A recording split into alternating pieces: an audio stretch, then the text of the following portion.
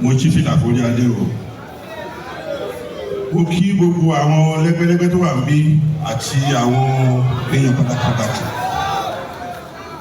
Ọ̀rọ̀ mi ò ní pọ̀ rárá torí pé àsìkò tó tẹ̀ fún mi ò tẹ̀ pọ̀. So nítorí náà nígbà tí wọ́n introduce mi lẹ́ẹ̀kan wọ́n ní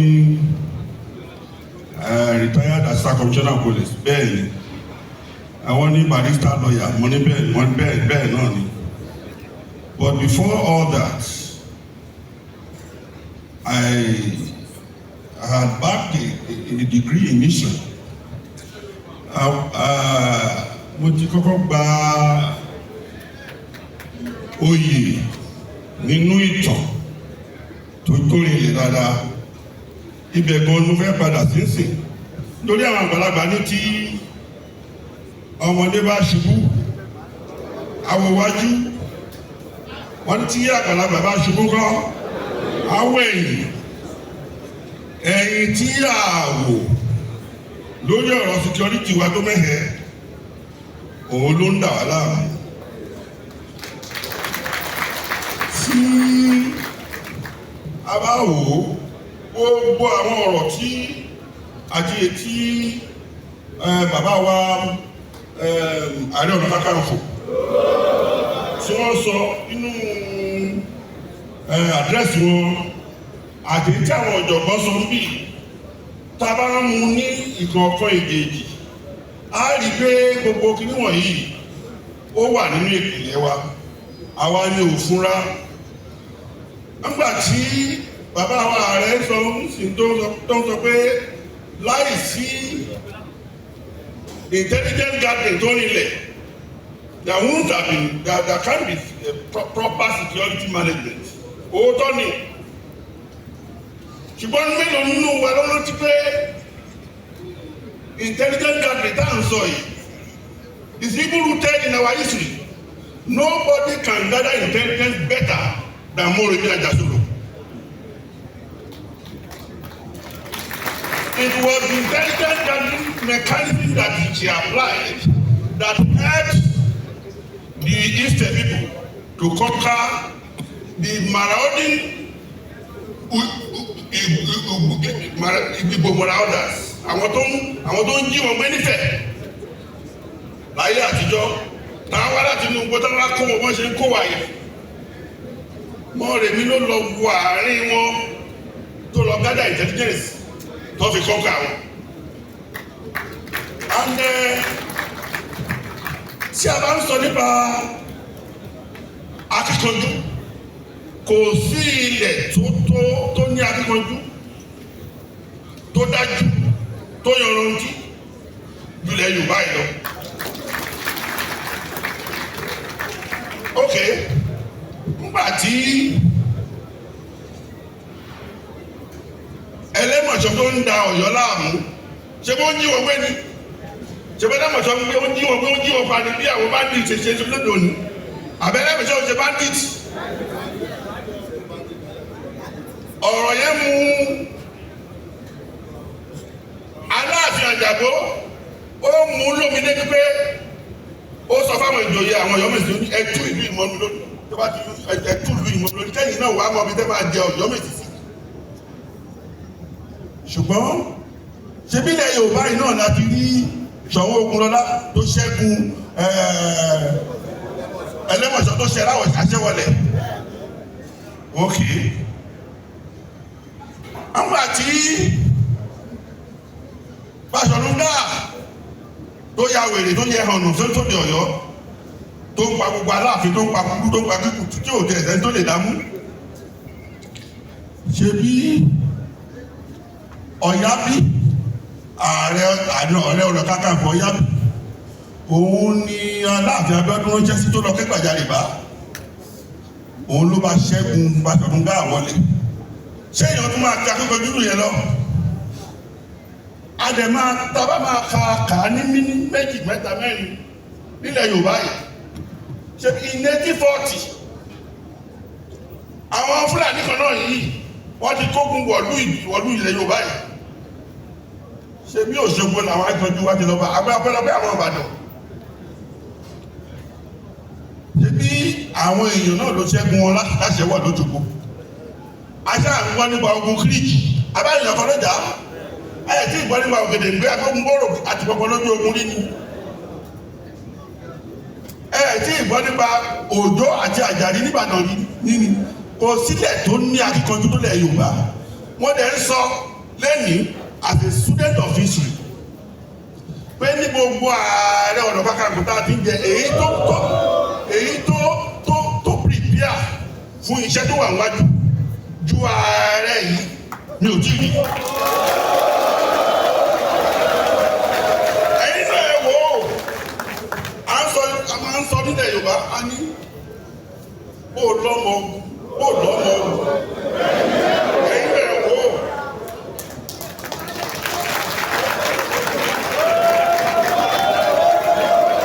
wọ́n máa ń kọ orin kan ní ìlú mi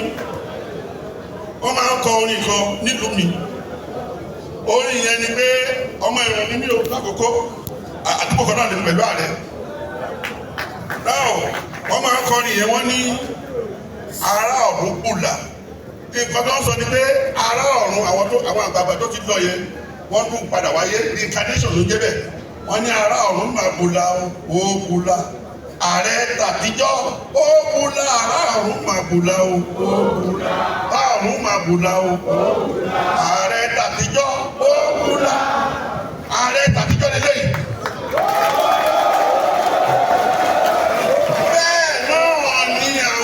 bẹ́ẹ̀ náà ni Ṣọ̀ún Ògúnlọlá àtijọ́ ó ti kùlà ó ti wà láàrin gbogbo wa yìí bẹ́ẹ̀ náà ni ààrẹ látòsà ó ti kùlà bẹ́ẹ̀ náà ni àwọn ààrẹ tó gbani gbogbo wọn ló ti kùlà.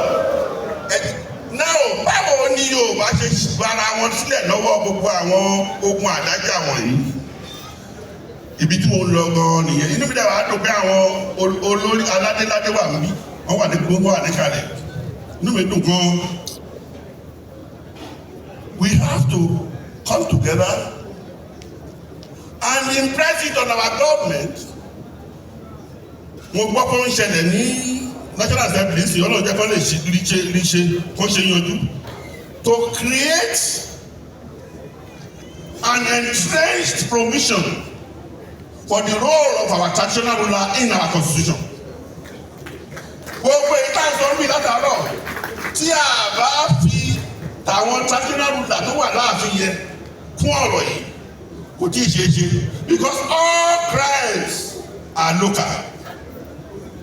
àwọn tó dẹ̀ ń jí nígbẹ́ tó ń jí nígbẹ́ wọ̀nyí tó ń wá láti inú igbó tó ń wá láti igbó ibi tó ti wá tó ń wá láti wá ní jíyàn báyìí inú igbó kò sínú igbó tí ò ní ọba tó padé lórí àbí kò dẹ̀ sí ọba tó wà nílùú tí ò ní jòyè kò dẹ̀ sí jòyè tí ò ní orírun and nígbà tí àwọn òyìnbó dé tó ń gbé ìjọba wọn dé wọ́n ò relegate ìjọba àwọn bá wà wọ́n ṣe kìíní kan wọ́n pè ní indirect rule pé àwọn ẹ̀yin ló ń ṣe àkóso ìlú ìka tó dé o ẹ̀yin ipasẹ̀ yín náà ipasẹ̀ abẹ́rẹ́ yín òun ló kun wá máa tọ̀ òun ló jẹ́ kó ní ìjọba ṣe o àwọn èèyàn wá gbàjọba nígbà tó yìnbó lọ tán they begin to relegate the role of that even ní first republic tó ṣe ìṣìdá wọ́n ní house of chief àwọn ọba jì lẹ́nu ọ̀rọ̀ lóde òní wọ́n á ní kí ọba máa wà ní abẹ́ local government chairman tó bọ́ sí kò bọ́ sí nígbà tí ìpìlẹ̀ bá bàjẹ́ ǹjẹ́ kí olódodo yóò ṣe ìpìlẹ̀ wa ló mẹ́hẹ̀ òun ló fà lọ́fẹ̀ security wa àwọn ọba ló lè ṣàkóso ìlú kó mọ́yán lórí. ọlọ́pàá dẹ̀ I served in the Nigerian police and I rose to the rank of assistant commissioner of police and I'm a lawyer I'm learned. tọ́ba náà fún máa tọ́ ìfún àtẹ̀dọ́ ọlọ́pàá mo lè tú fún yín ṣùgbọ́n ọlọ́pàá tó bá ń ṣe ọlọ́pàá tiẹ̀ lérèfé tí òfin tọ́ba tó ń wà ní agbègbè ẹ̀ ṣe kò lè rí ṣe. so ẹ jẹ́ kí a nínú community tó máa jáde lẹ́nu kó wà nínú one of the community pé the traditional institution in Nigeria all over must be given an ample space in our constitution and be saddled with responsibility of security in their respective domain. Ìgbà yẹn láìsẹ̀ tó lè bọ́ lọ́wọ́ kí ni yìí o. Torí àwọn ọba tẹ̀ ń wò yẹn, àwẹ́ èmi jẹ́ ọba ìlú tèmi o. Torí nígbà tí mo wà ní ọmọdé, tí mo wà lọ́dọ̀ bàbá ìyá mi, tá a jọ ń lọ oko. Olùjọ́ kan báyìí, à ń bọ̀ látòkò, wéèrè kan ó ju àdá, ó dẹ̀ ń bọ̀ lọ́kọ̀ wa báyìí. Ó fẹ́ wá sáwà pa ní o. Bàbá ìyá mi dẹ̀ bọ́ bàtà nílẹ̀ báyìí. Ó fẹsẹ̀ tẹ̀ báyìí, ó dẹ̀ bẹ̀, ó dẹ̀ kó yẹ pẹ̀lẹ́ báyìí. Ó sọ̀rọ̀ sí, ó dẹ̀ dá sí gbogbo ìgbòrògbò ìpèdè tó bọ̀ lọ́dọ̀ wa yẹn, ó rọ́ nínú gbòdì. Ó rọ́ nínú gbò. Ìyẹn ló wá dífá fún mi nígbà tó ń transfer mi láti Èkó yìí. Tó ń gbé mi lọ sí area commander ní Kaba. Driver mi, nígbà tí gbogbo tí bọ́ọ̀sì yẹn jáde, gbogbo àwọn èèyàn máa ń rò pé Kaba pé ilẹ̀ Haúsá ni àwọn ajínigbé wọ́n wà ń bẹ̀. Nígbà tí bọ́ọ̀sì mi jáde, ìyàwó mi bú sẹ́kù ni. Ọkọ òun ti kú ní kí ló ń kú ló mẹ́kọ̀ọ́ pẹ̀. Tí yóò dá ọkọ ẹ̀ mọ̀ ni. A dẹ̀ ń lọ nínú mọ́tò. My driver Lamidi Adébìkan ọkọ̀ ń ṣe ọba ìtì àbádúró. Àwa rí àwọn Fúlàní kan tó ń bọ̀ láti ibi tó ń gbé bọ̀ dání. Kí Lamidi ti bẹ́ẹ̀ dùgbò. Mo ní Lamidi kí ló ń lé ẹ. Ó ní kí wò wọ́n tí wọ́n ti bọ̀.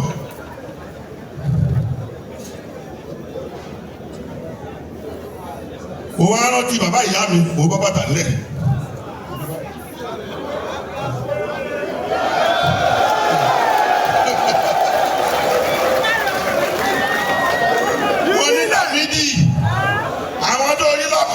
Wọn ò sí ní bímọ wọn tí wọn ní ń gbé lọ o bí a máa lọ tiwa àwọn kọ́kọ́ fúnra wọn ọmọ bá ṣe dé ní gbóyè àwọn nǹkan wọ̀nyí wà lọ́wọ́ àwọn ọba wa àsìkò yìí láìsẹ̀ ń gbọ́ pé wọ́n ń pa ọba wọ́n máa ẹ wá wọlé ọba níbi tó pa sí ẹ wá gbọ́ ọba níbi tó pa fún ọlọ́mọdé fọ́ pa ọba nígbà ní ọba ìlú mi ọlọ́mọdé fọ́ pa kò ní bọ́ sí gbogbo àwọn ọba tó wà bí òní gbé yín pa o àti ẹ̀rí àwọn ọba Samuel Samson àwọn ọba Èlíjà tí ò wọ ẹgbẹ́ bí yẹn ẹ lọ tún wọ o ọlọ́wà fún wa ṣe.